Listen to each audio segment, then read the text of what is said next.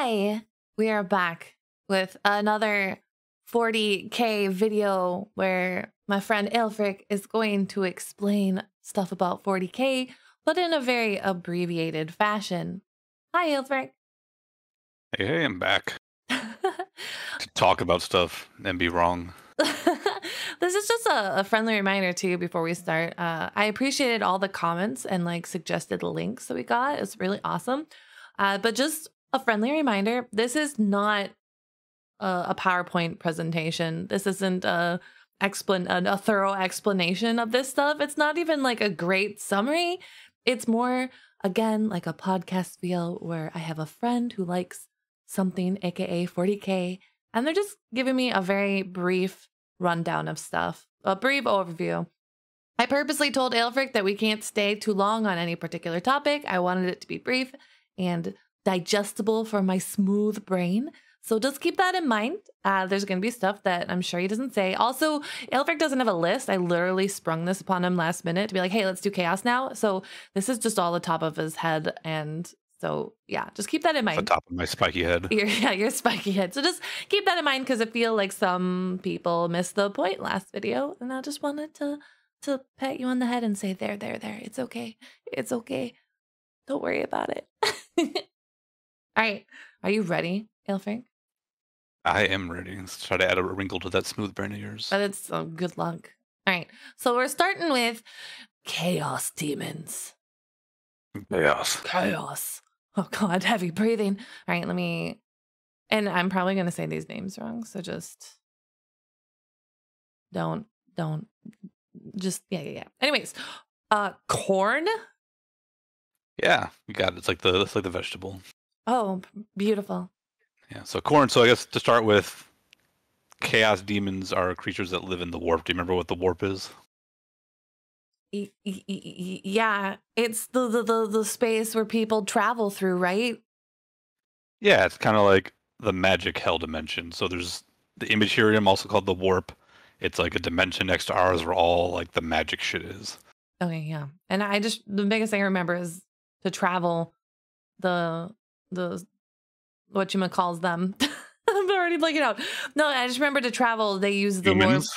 They use the warp to slip through and travel quickly. Yeah, that's how humans do it. They punch a hole in the warp, go through the warp, pop out somewhere else, hopefully in the same century they left. Yeah. And I was going to say humans, but I was like, wait, isn't there a fancier name? But then I realized there's Imperium. Imperium. There we go. It's all coming back to me, baby.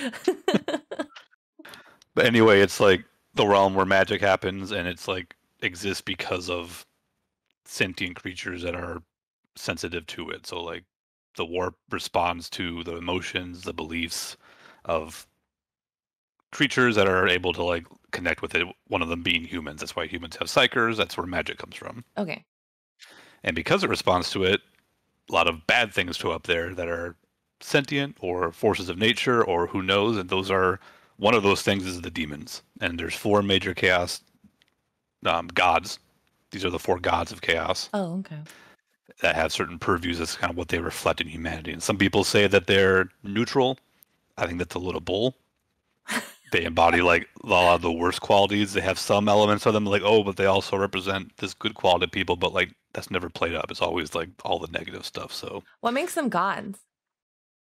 Because they have incredible power. So they can make demons, or their demons form on their own from emotions. Okay. They can gift people. Like if you can make a deal with them, one of the gods, and they'll give you incredible powers in exchange for awful side effects and mutations. If a demon god went up against the Emperor, who would win? Yeah, so he's actually, they call him I always mispronounce this word, but like anathema. Okay. So I don't know if they're afraid of him, but they kind of deal with him in some senses as an equal. Like there's supposedly rumors that at one point he like made a deal with them to help make the Primarchs. Then he kind of like gave them middle finger. And especially now that he's getting all this worship and stuff, some people even think that he's going to become like a new god at some point when his body finally dies. That's one of the heretical beliefs that people have. I was going to say, that sounds like the belief of a heretic. Probably, like if they went one-on-one with each other, they're probably more powerful, but they don't. They don't ever come out of the warp.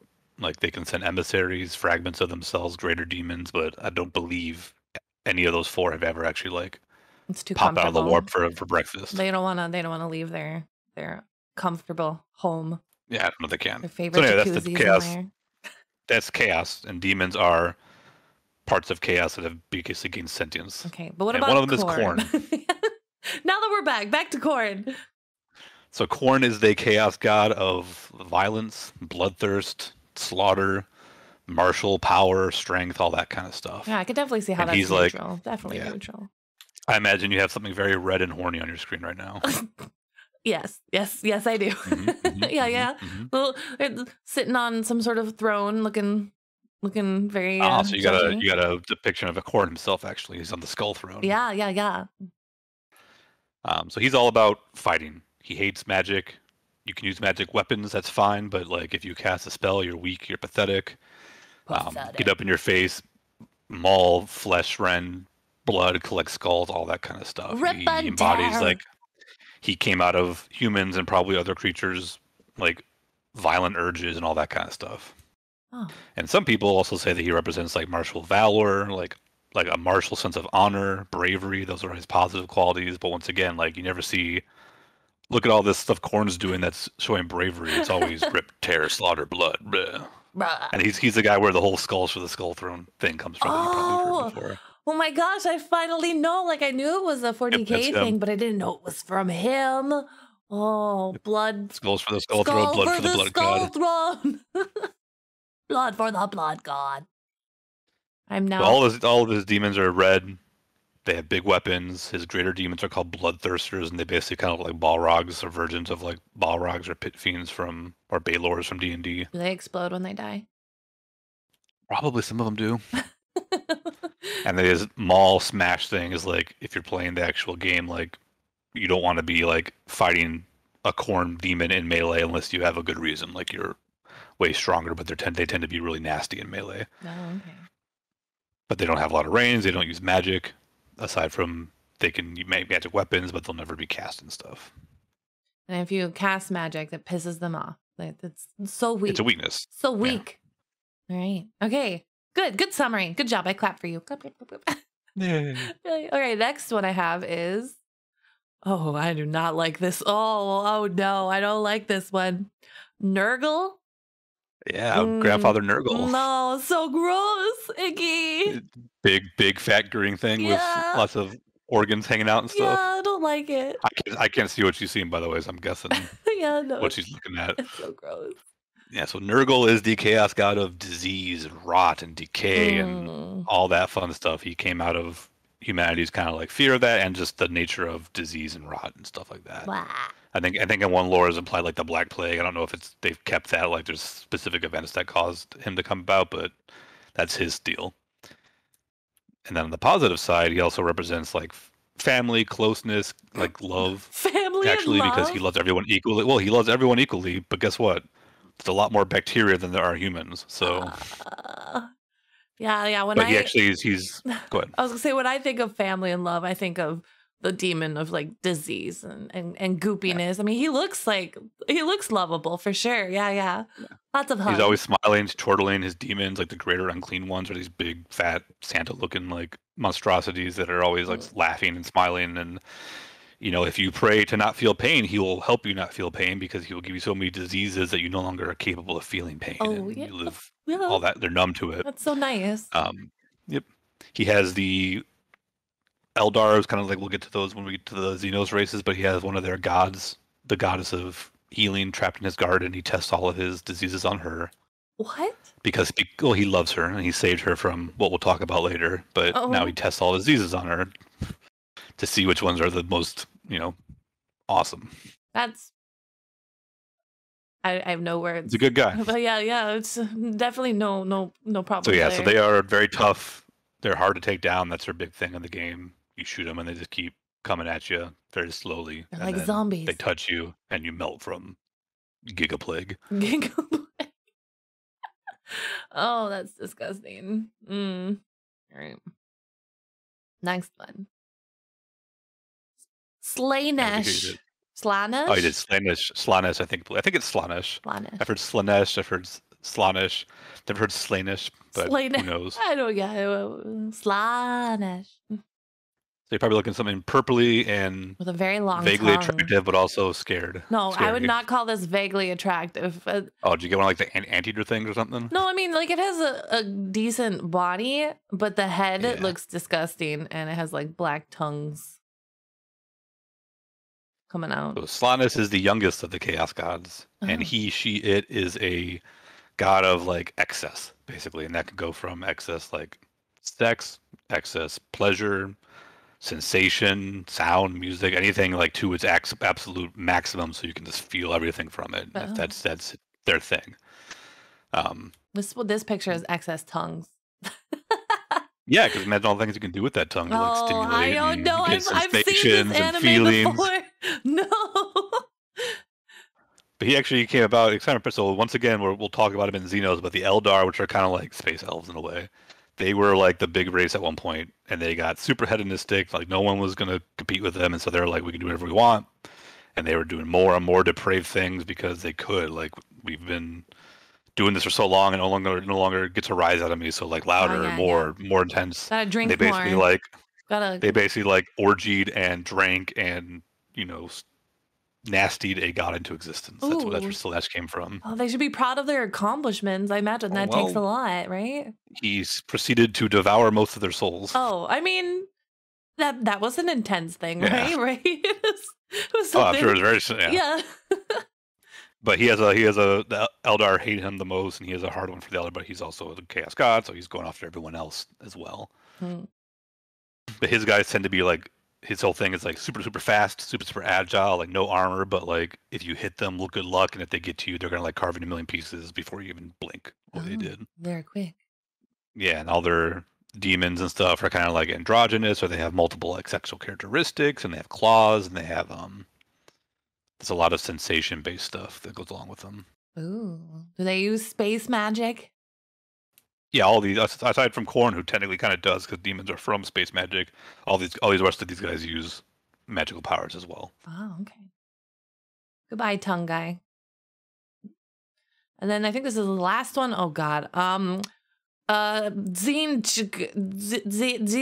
No, don't help me. Tzeentch. Close. Tzeentch. I think you're right the first time. I believe it's Tzeentch. Tzeentch. All right. This one looks like a bird, like right? a magical.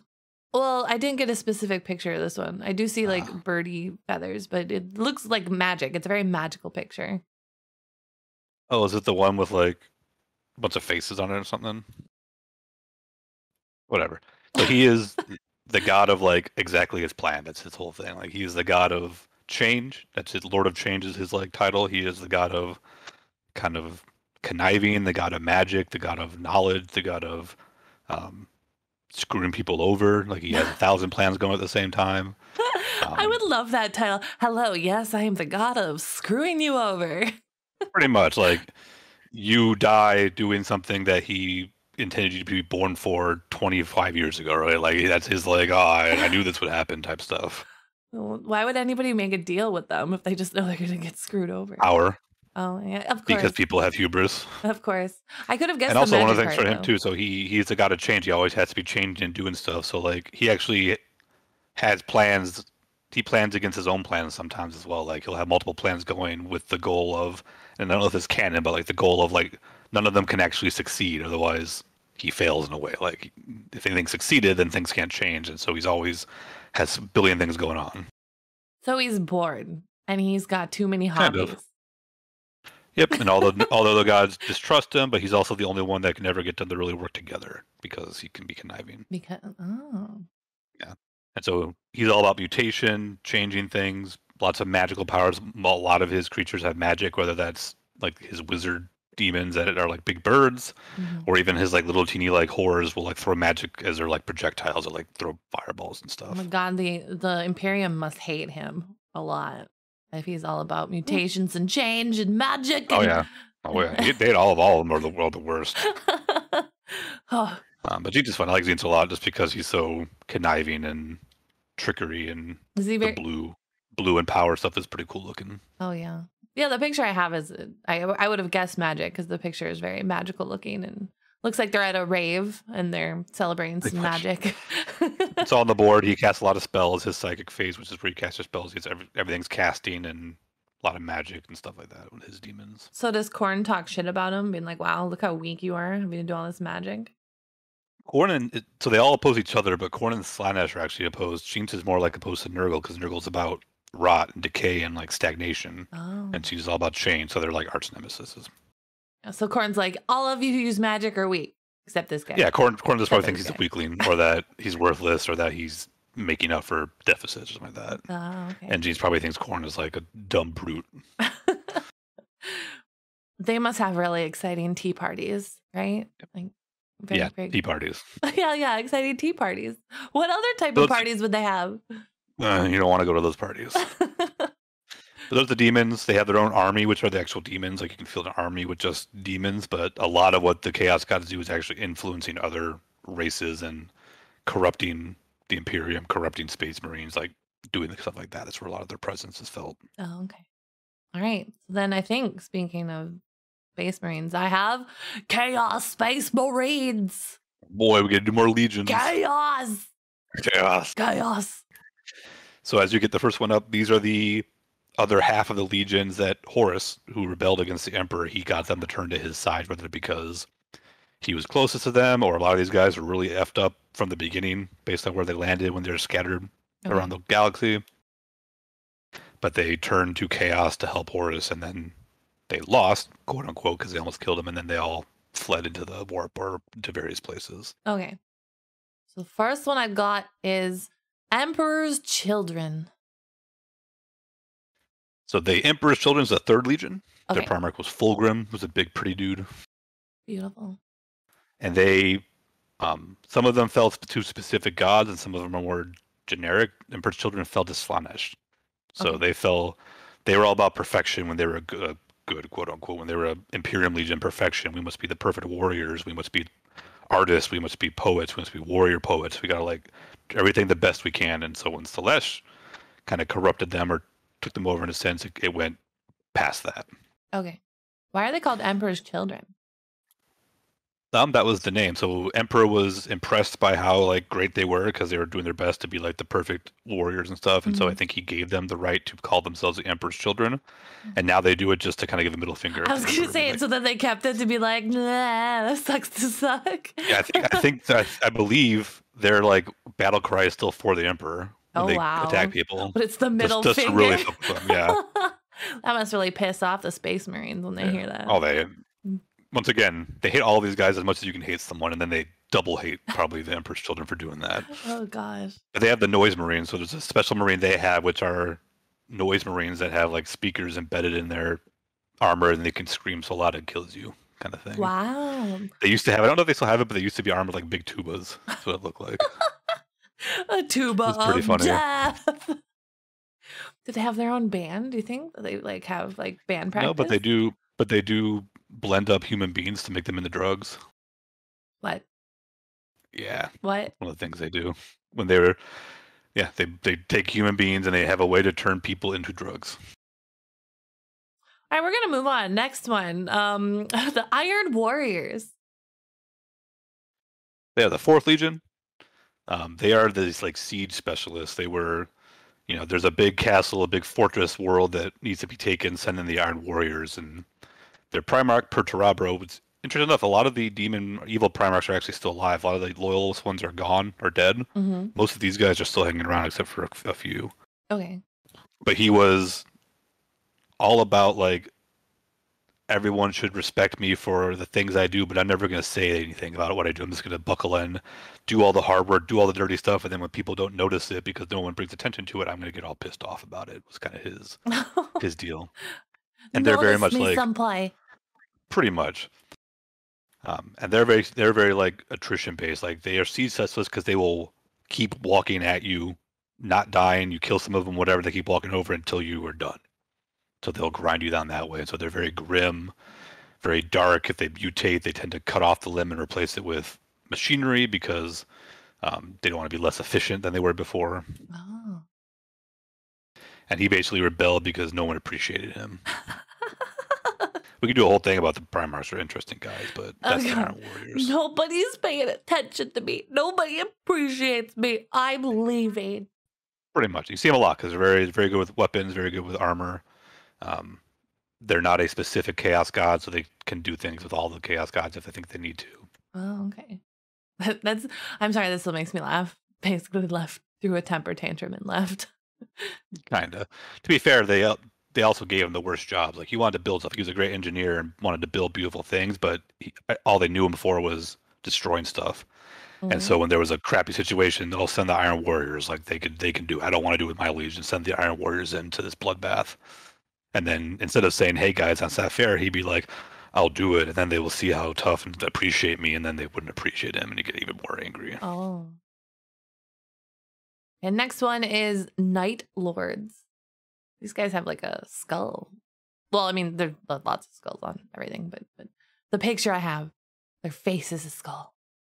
Yeah, so the Night Lords, of all the bastards of the Space Marines, including the Imperiums, they're one of the most bastardy bastards of all of them. Oh, the most bastardy bastard. I'm interested. Maybe.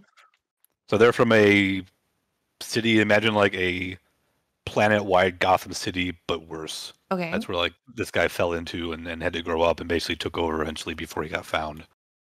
And so they recruit from criminals, serial killers, murderers, worst things like that. That's where they got their Marines from. And they were all about, even in the Imperium, they were all about like scare tactics. Like they weren't going to face you in a straight up fight. They weren't going to send tanks at you maybe later, but what they're going to do is they're going to spend a year before they invade you scaring half the planet to death by like leaving flayed bodies out in the streets or broadcasting the sounds of torturing people over all the airwaves. All you could find when you turned on your TV was just people getting murdered and tortured and stuff on your TV. And once you were good and scared and couldn't fight, then they would show up to conquer you. And you might think, okay, then we give up. Nope. Then they're going to come slaughter you, fill their spaceships with your bodies, and then rain those bodies onto other cities so that they get scared too. Oh, God. Well, I guess they're not making the bodies into drugs, so that might be a plus. That's right? fair. Right? You know? But they probably tortured you before you died. I mean, yeah, because they get off on it, like they didn't need to. No one heard that part, but they love killing people because they're serial murderers. I guess that would be sort of a drug in a way. Yeah. Oh, they sound delightful, you know. Yeah, they're one of like maybe one of the other ones we'll get to, but they're like one of the most like no duh when they turned. Like they were already like terrible people, and then when Horus turned, yeah, of course they turned. Yeah, nobody to the bad side. Nobody was surprised. And that's them. Not so good in a straight up fight. So if they go 1-on-1 with other like Space Marine legions in like a straight up fight, they'll probably get their butts kicked. But what more likely is they'll run away, snipe at you for days, scare you, and then when you're weak and pathetic, they'll pick you off. That's how they'll get the win. All right, they'll wear you down. They'll play mind games with you. All right. Next one, I like this name a lot. World Eaters. These are the other no duh they turn type of group here. I can't wait to hear what they eat. So, kale. Kale salad. Yeah, so the World Eaters of the 12th Legion, their Primarch's name, and maybe this can tell you a little bit about him. Their Primarch's name was Angron. He was very angry. He was very angry. You know, I don't know how I saw that coming, but I just had a feeling. He's actually, the more I learn about him, the more interesting. He's kind of like the opposite. Remember Sanguinus and the Blood Angels, who are like vampires from the Imperium? Mm-hmm. And I was like, they have all this bloodthirst, but they like try to be noble. Yeah. He's kind of the opposite. So when he first, like, his power he had was to like take pain from other people and like soothe their pain. Oh, and then it made him like go crazy? No, but he fell onto a world where he got captured and made a gladiator. Uh-huh. And then they took out part of his brains and replaced them with something called the Butcher's Nails, which anytime he didn't feel angry, it may cause him to feel excruciating pain. Why? Why did they do this? Make him a better gladiator because he was this big, huge, like 8-foot tall guy that could win their gladiatorial combat basically on this world he fell onto. Hopefully that world didn't. Did that? Is that world still around? I think it got blown up. I'm not sure. Okay. But anyway, so he went from this like angelic healer type guy, like this colors of his legion. He never met them before. He already got mutilated, but they were white and blue as their colors. To this like bloodthirsty, murderous guy, and didn't get help because he was fighting a gladiatorial like war. He's like Spartacus. He rebelled, and right before they were gonna go out in a blaze of glory, the emperor showed up, took him away, let all of his friends die because the world was already part of the Empire, and so he wasn't going to destroy the world.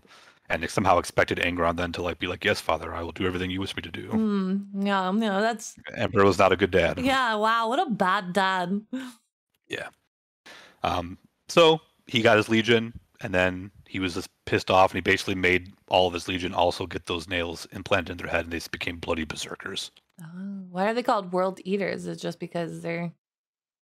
He said, I think there's some quote of like, if you want me to be your world eater, I will, to like the emperor when he was all pissed off at him. And so he renamed them the world eaters. I was starting... And I bet you can't guess what god they fell to.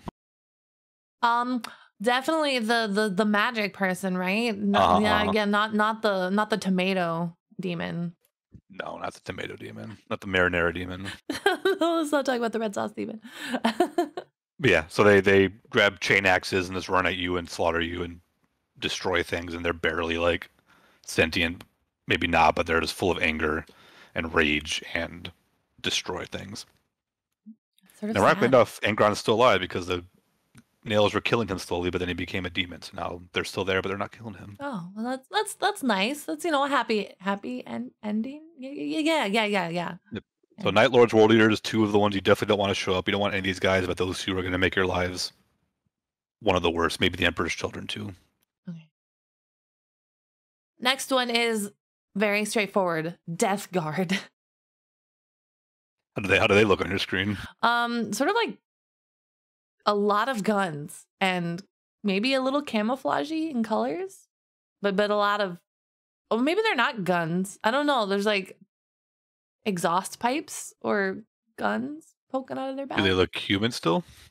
They look like a space marine, just with lots of... You must have gotten a picture from before they turned then. Maybe. Yeah, there's skulls on one side of them. They look mostly humanoid, though. So the Death Guard, their primary name is Mortarion. Okay. And they originated from what's funny about Mortarion? Just a super serious name. I'm just, you know, very on point. Death Guard, Mortarion. Yeah.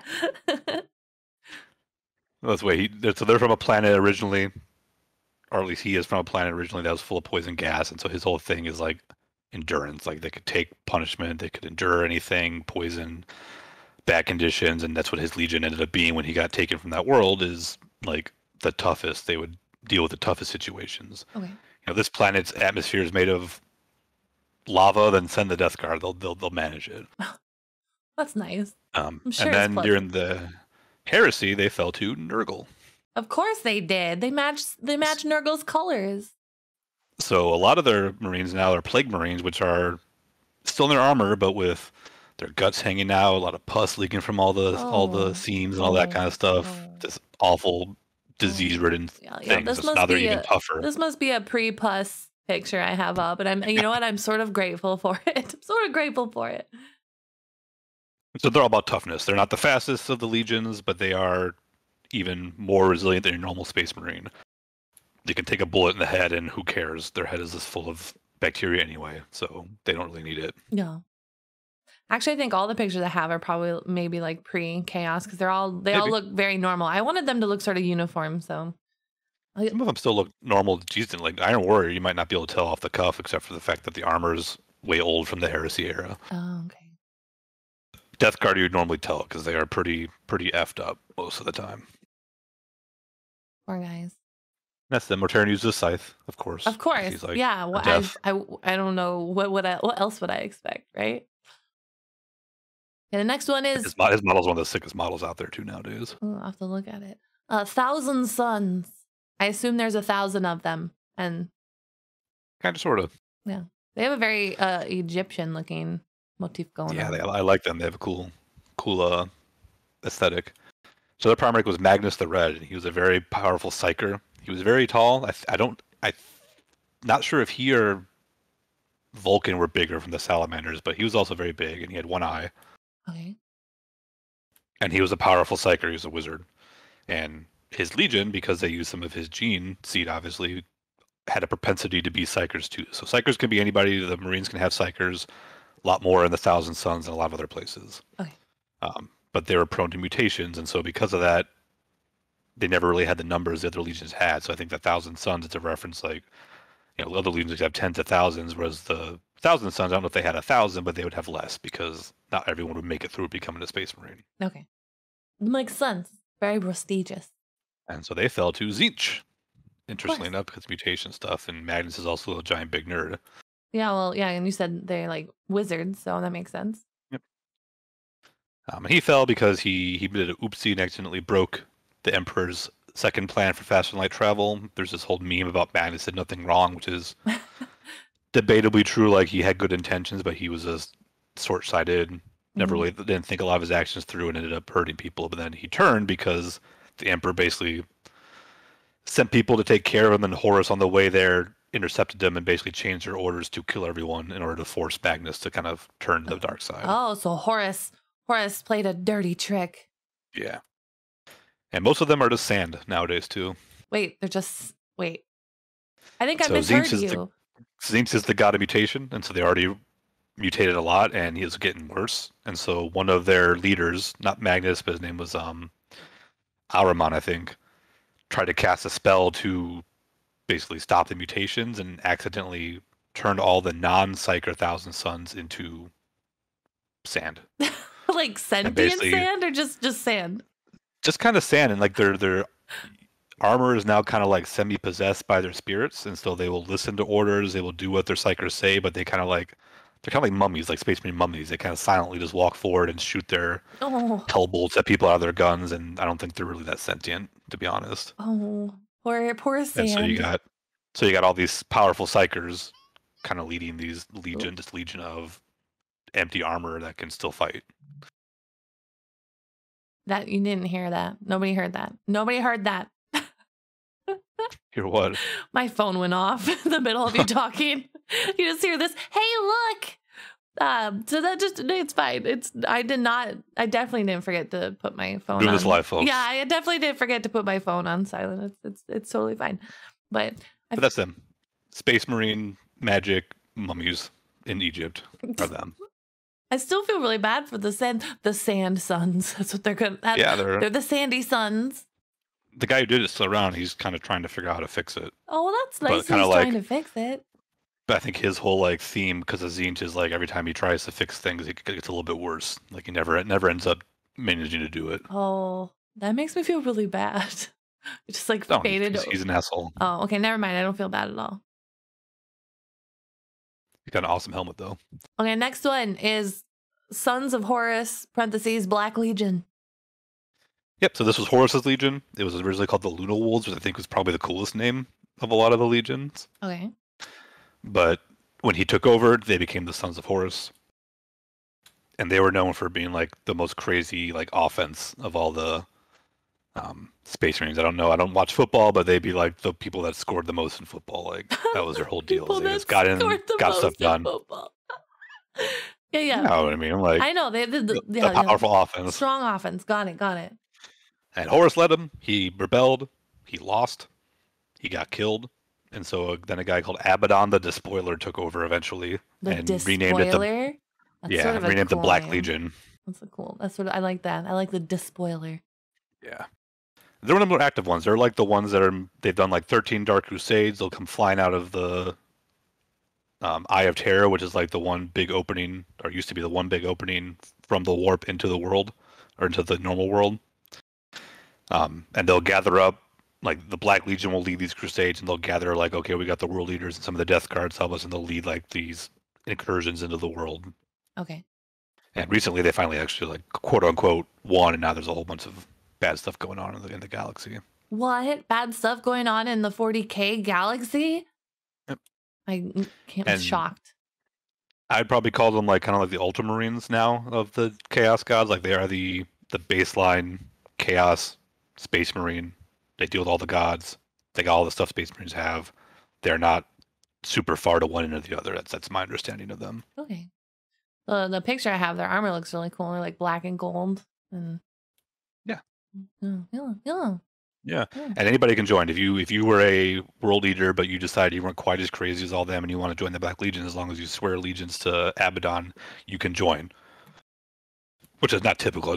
Usually a Space Marine Legion is not going to take other ones, but they will say if you swear loyalty, you could become part of the Black Legion and leave your old Legion behind. Oh, okay. Interesting. Interesting. All right. I think that's the last one, right? Should be two more. No. I'm silly me thinking we were almost done. Word bearers. I see that they have what I assume are words on their little loincloth section on this picture. They write on their underwear. They wrote on their underwear. We talk a lot about Horus, right? And how the bad thing he did when he rebelled. Yeah. Well, the Primarch of the Word Bearers is Lorgar, and it's actually all his fault. Oh, okay. So he was not really a warrior. Like, he's still a space marine, still could crush you with his pinky, but was more of like a preacher, like a philosopher.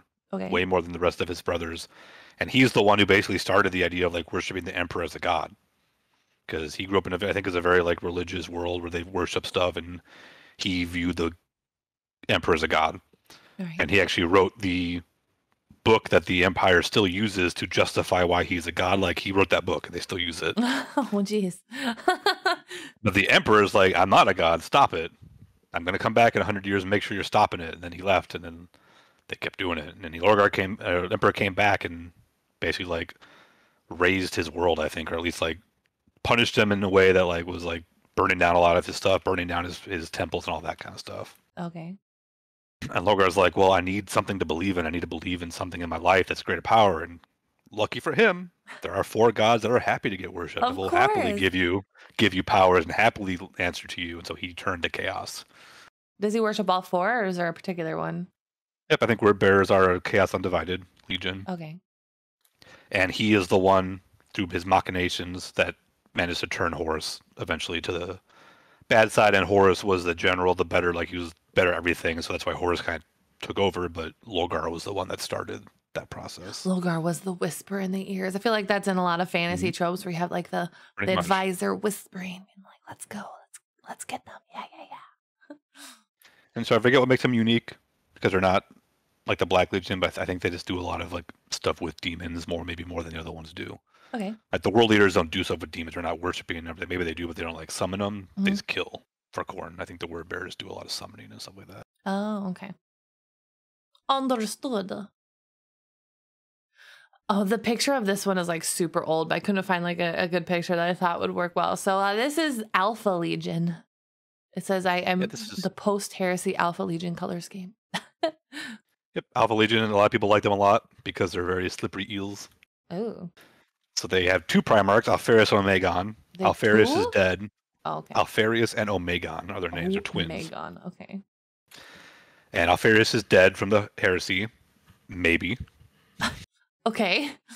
And that's kind of like a lot of what they are, is like maybe. So the Alpha Legion's always all about deception, all about kind of unconventional warfare, asymmetrical warfare. Like subverting, they would like start like resistances on planets that would take over the planet before they even got there. They were the sneaky snakes, everything. And super sneak. Some things say that they were the last Legion founded, or at least the last one that got their Primarchs, that Alfarius was the last Primarch found. Other sources say Alfarius was the first Primarch found. The Alpha Legion's been doing the Emperor's dirty work from way before even Horus was found or anything like that. Okay. So no, they're some too people, sneaky. Yeah, some people say that they are actually loyalists and they are working on the side of chaos to kind of subvert chaos. With evidence being like they would show up and like make an attack on the planet that wasn't strong enough to beat it, and then leave before like the rest of the chaos got here. So they kind of like warned people that they were coming. Some people say that they're not. They're actually traitors, and they want you to believe that. So nobody seems to know. They split into so many bands that some of them are loyalists, some of them are not. So nobody knows. They just make up rumors. Yep. And they're all like super leaders. So Alfarius' whole thing was like everyone should lead. They're a Hydra. That's their animal. Okay. So if you kill like the sergeant or the leader of a band, the next guy down the line is just as good as that first one was. They can all be leaders. Oh, okay. And so and because Alfarius and Omegon were smaller, they might still be in there somewhere, just looking like other Marines. No one knows. Ooh. Oh, I like that. I like the nobody knows. Surprised they wouldn't have like difficulties with chain of commands though. If everybody's supposed like that's a lot of egos. I feel like in one space. They're very good at like working together, but that's also part of the whole like unlike the other legions, maybe they split into a lot of like smaller bands after the heresy. Oh, okay. So like you might find one Alpha Legion And the second one that had nothing to do with each other, but they're still Alpha Legion. And they're working completely separate ideas, separate philosophies. Maybe. Maybe. Okay. Or they're all working together, and it's all a big ploy. Like, who knows? Maybe. So. And that's why people like them. That's why people like them, because they're like the sneaky snakes. Like, LOL. Who knows? You know, who knows what's going on here? Yeah. And they're cool. And they got like cool scale armor. It looks like Hydra armor, and their colors are like cool teal. Like, there's a lot to like about them. Okay. But the picture I have of them is not a good representative of that. That's a shame. All right. So then. And those are the Chaos Marines with about 3 more hours of stuff we could have talked about. Of course. No. But we were on a schedule. We got to go. So now we leave the Marines and we have Chaos Knights. This is a really cool picture. Yeah, this is the last one I have. Yeah. So do you remember the Imperial Knights? Yeah, the Chaos Knights look like the Imperial Knights on a bad day. Yeah, kind of. So Imperial Knights, big mechs / knights / nobles, like feudal lords and planets that were the defenders, right? Mm-hmm. That's how they came about. Well, during the heresy, basically everything got split in half. Like there was the Dark Mechanicum. Remember we talked about Mechanicus last time? There was a faction of them that went to Chaos too. Oh, okay. So yeah, some of the knights joined Horus because either they only ever knew Horus, or they believed in him, or they were bad people and they wanted to slaughter stuff. Mm-hmm. They're tired of being chivalrous. Yeah, and so those that went to Chaos, when they fled into the warp, they went with, or went to like warp, places where the warp is strong, and so their mechs have kind of like warped or mutated or been possessed, so they'll have like mechs that have like mechanical tentacles on one arm, or I think one of their mechs nowadays can actually be a psyker. Like you can have like a psychic mech that can like cast spells and stuff nowadays. That's sort of terrifying to imagine a giant psychic mech coming at you. Oh. Yep. So they still do like the Black Knights. Like they're still kind of chivalrous. They have their own like chivalry, but it's like that like tyrant, like warped sense of chivalry that you'll see in like Black Knights or like Mordred from like King Arthur's Lore and stuff like that. Oh, okay. Yeah, they seem really neat. I like the. Yep. I'm probably biased. I like the Imperial the best because I think I just like the straight up mechs. But yeah, they have a lot of cool stuff going on with their mechs because of their demon influence.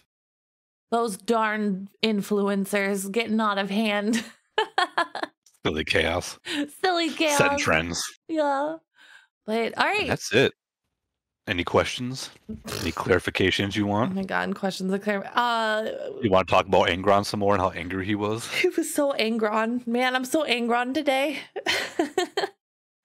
I mean I have lots of questions, but I think again we would be here for a long time if I asked about everything. So we got playtime. Why don't we do all the Xenos now too?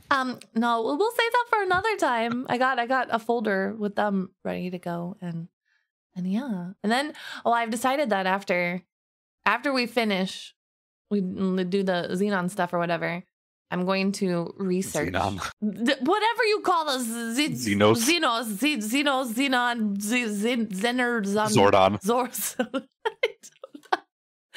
Xenorians. I don't know what you call it, but once we finish, I might watch some recommended videos, do a little bit of research, and then maybe you can quiz me then and then test how much we could do a video of this quizzing.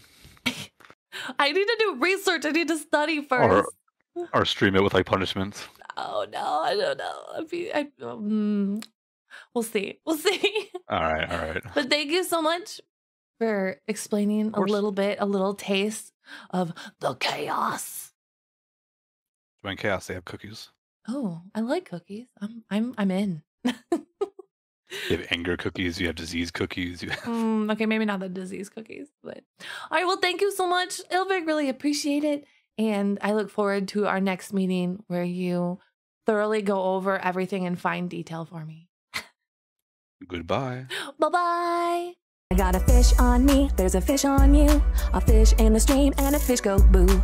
Fishy slap my face, fishy lick my knee. Fishy on the brain and fishy hide from me.